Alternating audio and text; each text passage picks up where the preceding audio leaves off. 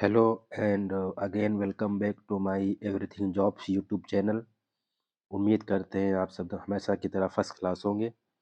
तो बात करेंगे एक और वैकेंसी के बारे में जो कि ग्रुप सी की है। आपकी ये vacancy airports authority of India की तरफ से आई हुई है। ये सबसे अवेटेड वैकेंसी होती है। लोग ज़्यादातर students airports authority of India के अंदर जो वैकेंसीज आती हैं उनका इंतज़ार करते हैं। इसके अंदर एक रीज़न ये है कि इसमें सैलरी अच्छी मिलती है और क्वालिफ़िकेशन वगैरह इतना इसमें नहीं माँगते हैं। तो इसके अंदर जो आपकी वैकेंसी आई हुई है, उसको पहले समझ लेंगे कि ये वैकेंसी किस रीजन के लोग इसको फॉर्म फिल कर सकते हैं।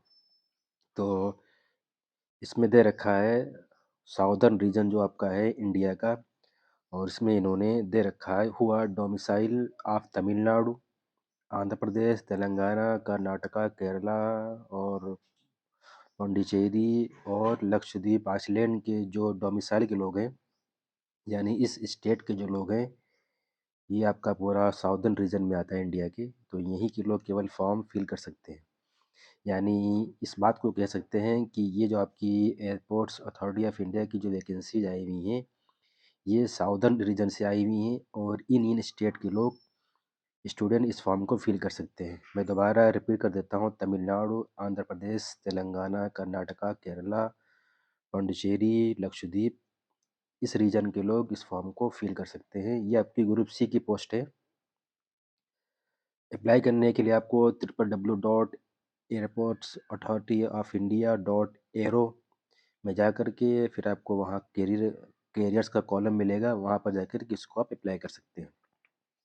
बाकी मैं इस पीडीएफ का लिंक और आपका ऑनलाइन अप्लाई करने का लिंक दोनों को मैं डिस्क्रिप्शन बॉक्स में मेंशन कर दूंगा। वहाँ से आप दोनों चीज़ें ऑनलाइन भी कर सकते हैं और पीडीएफ को देख सकते हैं। अब जॉब के अंदर इसकी वैकेंसी आई हुई है, ये आपकी जो सबसे पहली वैकेंसी है ये है जूनियर असिस्टेंट, ये आपका फायर सर्विस की है। फायर डिपार्टमेंट में आपकी इसमें रहेगी। इसमें आपकी जो सैलरी बनेगी वो अप्रॉक्स 30,000 से लेकर के और 92,000 तक सैलरी बनेगी। इसमें टोटल 73 वैकेंसीज हैं, जिसमें इन्होंने स्पेशल दे रखी हैं एक सर्विसमैन के लिए भी, इसमें से इसी में इंक्लूड है। जनरल के अंदर 40 हैं, ईडब्ल्यूएस के अंदर 6 हैं, ओबीसी नॉन क्रीमी लेयर में 18 है, एससी में 2, एसटी में 7 हैं। अगली जो आपकी वैकेंसी है वो आपकी जूनियर असिस्टेंट ऑफिस की है। इसमें भी आपको करीब 31,000 रुपये से लेकर के 92,000 तक सैलरी बनेगी और इसमें 2 ही वैकेंसी हैं, और एक आपकी जनरल में है, एक आपकी ओबीसी नॉन। नंबर 3 पे जो आपकी वैकेंसी है वो सीनियर असिस्टेंट इलेक्ट्रॉनिक्स की है। इसमें आपकी सैलरी 36,000 रुपये से लेकर के करीब 1,10,000 तक सैलरी बनेगी। इसमें टोटल आपकी 25 पोस्ट हैं। इसमें जनरल में आपकी 2 पोस्ट हैं, ईडब्ल्यूएस में 2 हैं, ओबीसी नॉन क्रीमिलियन में 4 हैं, एससी में 4 और आपकी एसटी में 2 पोस्ट हैं। बाकी नंबर 4 पे आपकी सीनियर असिस्टेंट अकाउंटेंट की है। इसमें आपकी 36,000 रुपये से 1,10,000 तक सैलरी बनेगी। इसमें आपकी टोटल 19 पोस्टें, जिसमें आपकी पीडब्ल्यूडी बैकलॉग के बीच में वैकेंसी है 2022 की, और इसमें जनरल में 8 हैं, ईडब्ल्यूएस में 2 हैं, ओबीसी नॉन क्रीमिलियर में 4 हैं, एससी में 3 हैं, एसटी में 2 हैं। बाकी बाकी इसके अंदर जो एज रिलैक्सेशन वगैरह है उसको भी डिस्कस करेंगे, और इसमें पीडब्ल्यूडी वगैरह का दे रखा है क्राइटेरिया वगैरह। और इसमें दे रखा है centre for computer based test, जो इसमें आपका कंप्यूटर बेस्ड टेस्ट होगा उसके लिए सेंटर दे रखे हैं इन्होंने।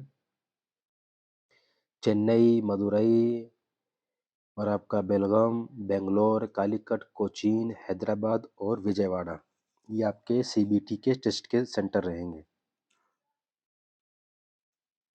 27 तारीख से आपकी फॉर्म फिलिंग होना स्टार्ट है, 27 दिसंबर से। अभी भी करीब आपके पास 5-6 दिन बाकी हैं। फॉर्म फिलिंग होने में ही। और 26 जनवरी आपकी लास्ट डेट है, यानी करीब आपका 1 महीने फॉर्म के बीच का पीरियड रहेगा। तो 27 दिसंबर से आपकी फॉर्म फिलिंग स्टार्ट है और 26 जनवरी वो आपकी लास्ट डेट है 2024। और बाकी इन एडिशन टू बेसिक पे डीए, पक्स, एचआरए और अदर बेनिफिट इंक्लूड सीपीएफ, तो इसमें आपको ये सब चीज़ें मिलेंगी जो रहता है social security scheme, medical benefits वगैरह, इसमें सब आपको मिलेगा। और एज इसमें दे रखा है, एज क्राइटेरिया 18 से 30 साल आपकी एज लिमिट होनी चाहिए। और बाकी जो ओबीसी नॉन क्रीमी लेयर के हैं उनके लिए 3 साल का एज रिलैक्सेशन, 5 साल एससी एसटी का रहेगा आपका। और ऐसे आपका जो अलग अलग कैटेगरी में उनका इसमें एज रिलैक्सेशन रहेगा। क्वालिफिकेशन की बात करेंगे, सबसे इम्पोर्टेंट चीज़, तो इसमें आपके पास जूनियर असिस्टेंट की जो पोस्ट है फायर सर्विस की, इसमें आपके पास 10th पास होना चाहिए, प्लस 3 साल का आपके पास approve regular diploma in medical या ऑटोमोबाइल या फायर में आपके पास 3 साल का रेगुलर डिप्लोमा होना चाहिए, और आपके पास 10th पास होना चाहिए, या आपके पास 12th पास होना चाहिए रेगुलर स्टडी का। रेगुलर का जो आपका होता है 12th, अगर 10th है तो आपके पास 3 साल का रेगुलर डिप्लोमा मैकेनिकल में या ऑटोमोबाइल में या फायर में। अगर ये नहीं है तो आपके पास 12th पास होना चाहिए रेगुलर में।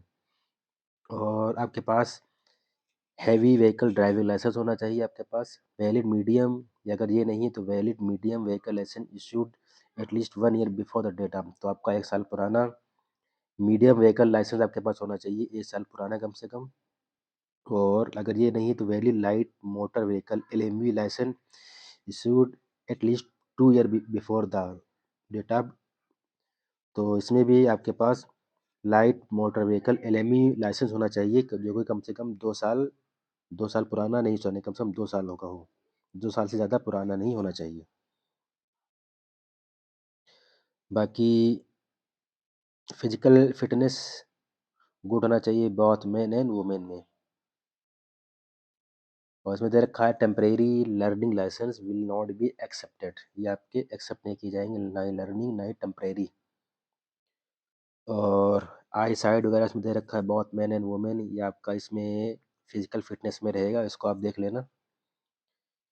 और हाइट वगैरह चेस्ट वगैरह इसमें दे रखा है। जूनियर असिस्टेंट जो आपकी ऑफिस की पोस्ट है, इसमें केवल ग्रेजुएट होना आपके पास ज़रूरी है। किसी भी फील्ड में, किसी भी स्ट्रीम में आप ग्रेजुएट हैं तो आप इसके लिए एलिजिबल हैं, जूनियर असिस्टेंट की पोस्ट के लिए। अगली जो पोस्ट है वो आपकी सीनियर असिस्टेंट की है इलेक्ट्रॉनिक्स में। इसमें आपके पास डिप्लोमा होना चाहिए इलेक्ट्रॉनिक्स में या टेलीकम्युनिकेशन में या रेडियो इंजीनियरिंग में। और एक्सपीरियंस इसमें मांगा है 2 year relevant experience in the concern discipline, आपके पास एक्सपीरियंस होना चाहिए। Only post qualification experience on full time basis will be considered. और सीनियर असिस्टेंट की जो आपकी पोस्ट है, इसमें आपके पास ग्रेजुएट होना चाहिए। और जिनके पास सीनियर असिस्टेंट में आपके पास क्वालिफिकेशन में ग्रेजुएट होना चाहिए किसी भी फील्ड में, लेकिन जिनके पास बीकॉम है उनको प्रेफरेंस दिया जाएगा। बीकॉम वालों को, बीकॉम वाले के 99% चांसेस हैं, 99 के 100% चांसेस हैं कि उनको किसी और स्ट्रीम की जगह उनको लिया जाएगा। उसमें आपका 2 साल का एक्सपीरियंस होना चाहिए। आपका रिलेवेंट फील्ड में जो रखा है फाइनल स्टेटमेंट, टैक्सेशन वगैरह, ऑडिट वगैरह, इसमें आपका एक्सपीरियंस होना चाहिए। और बाकी सिलेक्शन प्रोसेस में दे रखा है और आपका सिलेबस दे रखा है। स्टेज 1 में आपका रिटन एग्ज़ाम होगा 2 घंटे का। इसमें आपको मिनिमम 50 मार्क्स लाने पड़ेंगे आउट ऑफ 100 में, जनरल, ईडब्ल्यूएस और ओबीसी के लिए। और 40 आउट ऑफ 100 लाने पड़ेंगे एससी एसटी कैंडिडेट्स के लिए। सिलेबस में आपका पार्ट ए में 50% question on basic mathematics, basic science and elementary English, और आपकी ग्रामर रहेगी 10th स्टडी लेवल की। और पार्ट बी में आपकी वो 50% question general knowledge, general intelligence या जनरल एप्टीट्यूड और इंग्लिश के रहेंगे, जो कि आपकी 12th स्टडी लेवल की रहेगी। स्टेज 2 में on passing the online computer based CBT shortlist candidate will be subject to certificate document verification followed by the medical physical. तो जब इसमें आपका सीबीटी टेस्ट हो जाएगा तो उसके बाद शॉर्ट लिस्टिंग होगी। शॉर्ट लिस्टिंग के बाद जो कैंडिडेट बचेंगे उनका इसमें सर्टिफिकेट या आपका डॉक्यूमेंट वेरिफिकेशन वगैरह होगा। आपका जो मेडिकल एग्ज़ाम है, फिजिकल मेजरमेंट टेस्ट जो आपका है वो सब इसमें रहेगा। और आपका फिर जो आपका लाइट मोटर व्हीकल वगैरह है उसके बारे में आपसे वो सब आपको only on passing the driving test, इसमें आपका ड्राइविंग टेस्ट भी रहेगा। तो ये सब आपका रहेगा। और the candidate will be allowed for physical endurance test PET, तो इसमें आपको फिजिकल वगैरह में ये भी आपको निकालना पड़ेगा। फिजिकल इंड्योरेंस टेस्ट में आपका क्या रहेगा, ये ईच टेस्ट कैरी 20 मार्क्स। जो आपका ईच टेस्ट है इसमें वो 20 मार्क्स का होगा।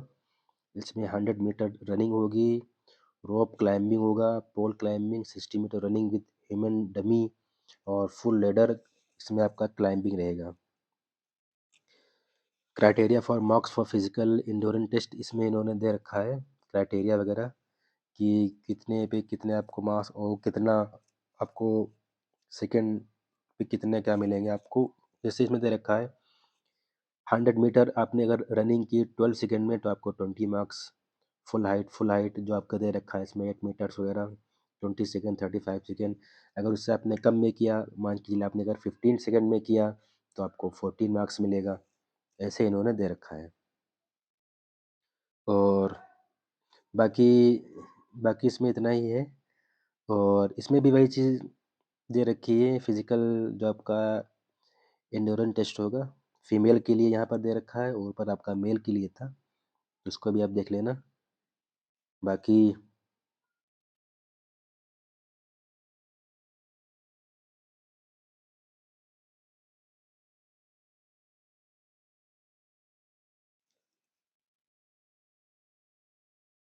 बाकी इसमें जो और भी चीज़ें थी उसको डिस्कस कर दिया गया है। तो इसमें आपका रिटन एग्ज़ाम रहेगा। रिटन एग्ज़ाम के बाद शॉर्ट लिस्टिंग के बाद आपका डॉक्यूमेंट वेरिफिकेशन, फिर जिन्होंने कहा है फिजिकल एंड्योरेंस टेस्ट वो होगा आपका, मेडिकल फिटनेस टेस्ट वगैरह होगा, जो आपका और आपका ड्राइविंग टेस्ट भी इसमें आपका रहेगा। वो सब पूरा आपका इसमें रहेगा।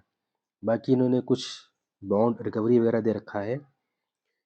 ये आपका उस केस में है जब आप रिजिग्नेशन देंगे, तो ये इसके लिए है, तो आप इसको देख लेना।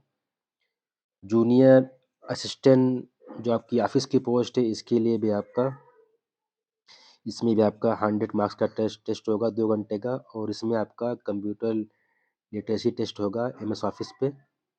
The candidate who qualify in CBT shall appear for computer literacy test, जो क्वालिफाई कर जाएंगे सीबीटी में उनका फिर कंप्यूटर लिटरेसी टेस्ट होगा। Appointment will be based on CBT merit subject to qualify in the computer list, तो आपका जो अपॉइंटमेंट होगा वो सीबीटी के बेस पे होगा। कंप्यूटर लिटरेसी टेस्ट वो केवल आपका क्वालिफाइंग नेचर का रहेगा। सिलेबस दे रखा है इसमें आपका जूनियर असिस्टेंट ऑफिस वाले में, तो 50% क्वेश्चन आपके रहेंगे सब्जेक्ट रिलेटेड टू जो आपने एजुकेशन क्वालिफिकेशन की उस पे। और 50% आपका इसमें general knowledge, general intelligence, general aptitude और इंग्लिश पे रहेगा। मिनिमम आपको 40 लाने पड़ेंगे पीडब्ल्यूडी कैंडिडेट के लिए out of 100। Senior assistant electronics में भी आपका यही सेम है, 100 मार्क्स रहेंगे, 2 घंटे का पेपर रहेगा। इसमें आपके 70% क्वेश्चन जो रहेंगे वो आपकी एजुकेशनल क्वालिफिकेशन से रिलेटेड रहेंगे। और 30% आपके इसमें वो जनरल नॉलेज, जनरल इंटेलिजेंस और जनरल एप्टीट्यूड और आपके इंग्लिश से रिलेटेड रहेंगे। और बाकी इसमें इसमें दे रखा appointment is based on CBT merit list. और बाकी इसमें आपकी successful completion merit list and, और आपका इसमें initio training for the 12 weeks, इसमें आपकी ट्रेनिंग भी होगी। और इन दोनों के बेस पे इसमें दे रखा है CBT merit list and subject to successful completion. तो सब्जेक्ट मेरिट लिस्ट जो आपका सीबीटी एग्ज़ाम होगा वो, और आपका जो इसमें ट्रेनिंग पीरियड होगा उसके बेस पे आपका इसमें सिलेक्शन किया जाएगा। बाकी सीनियर असिस्टेंट के अकाउंट में आपका यह भी 2 घंटे का पेपर रहेगा 100 मार्क्स का। इसमें भी आपका कंप्यूटर लिटरेसी टेस्ट रहेगा। The candidate who qualify in CBT, तो आपका इसमें भी आपका ये सीबीटी एग्ज़ाम के बेस पे सिलेक्शन होगा और ये आपका कंप्यूटर लिटरेसी टेस्ट ये आपका क्वालिफाई नेचर का रहेगा। इसमें भी आपके 70% क्वेश्चन वो आपकी एजुकेशनल क्वालिफिकेशन से रिलेटेड रहेंगे और 30% आपके इसमें general knowledge, general English, general aptitude और इंग्लिश से रिलेटेड रहेंगे। इसमें आपको 50 मार्क्स लाने पड़ेंगे आउट ऑफ 100 जनरल, ओबीसी और ईडब्ल्यूएस के लिए और 40 आपको लाने पड़ेंगे आउट ऑफ 100 एससी, एसटी और पीडब्ल्यूडी कैंडिडेट्स के लिए। इसमें आपकी 1000 रुपये फीस है जनरल, ओबीसी और ईडब्ल्यूएस कैटेगरी के लिए। बाकी women, SC, ST, ex serviceman के लिए कोई भी फीस नहीं है। और बाकी इसमें वही दे रखा है गाइडलाइंस वगैरह कैसे आपको फॉर्म को फिल करना है और इसमें इंस्ट्रक्शन वगैरह दे रखे हैं, तो इसको आप देख लेना। और क्या-क्या चीज़ें आपको अपनी फॉर्म में लगानी पड़ेंगी, यहाँ पे हेल्पलाइन नंबर भी दे रखा है 7353 और 927979, यहाँ पे आप जाकर के देख। Only candidate who are domicile of Tamil Nadu, Andhra Pradesh, Telangana, Karnataka, Kerala, Puducherry, Lakshadweep can apply for the. तो केवल वही लोग इसके लिए एलिजिबल हैं जो इस स्टेट से बिलोंग करते हैं और कोई भी इस फॉर्म को फिल ना करे। बाकी इसमें इतना ही दे रखा है। और जो भी अगर कोई क्वेरी वगैरह है, कुछ पूछना वगैरह है, तो जिसमें नंबर दे रखा है इससे भी पूछ सकते हैं। और अगर आप हमसे कुछ क्वेरी वगैरह कुछ भी क्वेश्चन पूछना चाहते हैं इससे रिलेटेड, तो आप इसको जो है डिस्क्रिप्शन बॉक्स में मेंशन कर सकते हैं। वहाँ पे मैं इसके जवाब देने की कोशिश करूँगा। बाकी इसमें इतना ही है। Okay, thank you very much.